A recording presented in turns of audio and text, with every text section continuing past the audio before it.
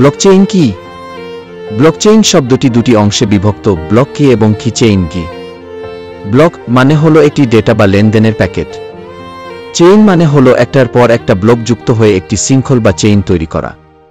সহজভাবে বলা যায়, ব্লকচেইন হলো একটি ডিজিটাল লেজার খাতা, যেখানে প্রতিটি তথ্য বা লেনদেন একটি ব্লকে সংরক্ষিত থাকে এবং প্রতিটি ব্লক একে অপরের সাথে ক্রিপ্টোগ্রাফির মাধ্যমে নিরাপদে যুক্ত থাকে।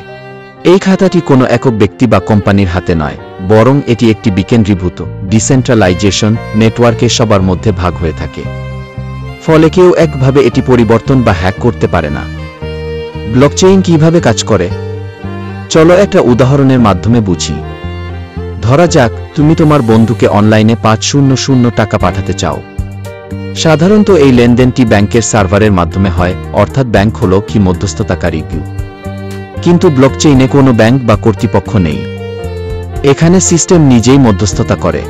ধাপে ধাপে কাজটি এমনভাবে হয়। 1. লেনদেনের অনুরোধ, ট্রানজ্যাকশন রিকোয়েস্ট। তুমি তোমার বন্ধুকে টাকা পাঠাতে চাও, এই অনুরোধটি ব্লকচেইন নেটওয়ার্কে পাঠানো হয়। 2. লেনদেন যাচাই, ভেরিফিকেশন। নেটওয়ার্কে থাকা হাজার হাজার কি নোড কি বা কম্পিউটার এই লেনদেন যাচাই করে দেখে যে তোমার কাছে যথেষ্ট ব্যালেন্স আছে কিনা, লেনদেনটি বৈধ কিনা ইত্যাদি। 3. ব্লক তৈরি। লেনদেনটি বৈধ প্রমাণিত হলে সেটি একটি নতুন ব্লক হিসেবে তৈরি হয়, যেখানে তথ্য, প্রেরকের নাম বা ঠিকানা, গ্রহণকারীর নাম, লেনদেনের পরিমাণ, টাইম স্ট্যাম্প ও পূর্ববর্তী ব্লকের হ্যাশ। 4. ব্লক যাচাই ও চেইনে যুক্ত হওয়া, ভ্যালিডেশন অ্যান্ড এডিটেশন।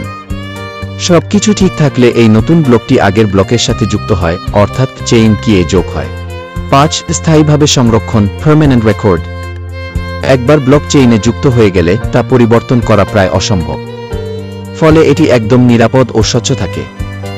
ব্লকচেইনের নিরাপত্তা কেমন? ব্লকচেইনের নিরাপত্তা আসে 3টি প্রধান স্তর থেকে। ক্রিপ্টোগ্রাফি। প্রতিটি ব্লকের মধ্যে একটি বিশেষ হ্যাশ কি কোড থাকে, যা এক ধরনের গাণিতিক ফিঙ্গারপ্রিন্ট। যদি কেউ একটি ব্লকের একটি অক্ষরও পরিবর্তন করে, তাহলে সেই হ্যাশ পুরোপুরি বদলে যায়, ফলে পরিবর্তন ধরা পড়ে যায়। 2. বিকেন্দ্রীকরণ, ডিসেন্ট্রালাইজেশন। ব্লকচেইন কোনো একটি কেন্দ্রীয় সার্ভারে থাকে না, এটি হাজার হাজার কম্পিউটারে একই সঙ্গে সংরক্ষিত থাকে। অর্থাৎ কেউ যদি একটি কম্পিউটার হ্যাক করেও ফেলে, তবুও বাকি সব কম্পিউটার সত্যিকারের তথ্য ধরে রাখবে। Consensus mechanism. নতুন কোনো তথ্য যুক্ত করার আগে নেটওয়ার্কের বেশিরভাগ নোড একমত হতে হয়। এই একমত হওয়ার পদ্ধতিকে বলে কনসেনসাস অ্যালগরিদম, যেমন proof of work, bitcoin, proof of stake, Ethereum 2.0। এই প্রক্রিয়াগুলো নিশ্চিত করে যে কোনো মিথ্যা লেনদেন ব্লকচেইনে ঢুকতে না পারে। ব্লকচেইনের ধরন। ব্লকচেইনের ব্যবহার ও নিয়ন্ত্রণের ভিত্তিতে এটি 3 প্রকার হতে পারে। 1. পাবলিক ব্লকচেইন, সবার জন্য উন্মুক্ত, যেমন বিটকয়েন, ইথিরিয়াম। 2.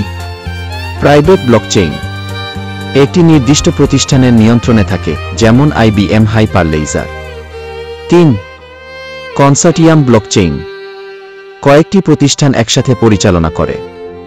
এটি মাঝামাঝি ধরনের। ব্লকচেইনের বাস্তব ব্যবহার। ব্লকচেইন শুধু বিটকয়েন বা ক্রিপ্টোকারেন্সির জন্যই নয়, আজ এটি ব্যবহার হচ্ছে প্রায় সব ক্ষেত্রেই। আর্থিক লেনদেন ও banking, supply chain management, digital identity যাচাই, স্বাস্থ্য খাতে তথ্য সংরক্ষণ, NFT ও digital art, electronic voting system, চুক্তি, স্মার্ট কন্ট্রাক্ট। এটি ব্লকচেইনের অন্যতম গুরুত্বপূর্ণ আবিষ্কার। স্মার্ট কন্ট্রাক্ট হল এমন এক ধরনের প্রোগ্রাম যা নির্দিষ্ট শর্ত পূরণ হলে স্বয়ংক্রিয়ভাবে কার্যকর হয়।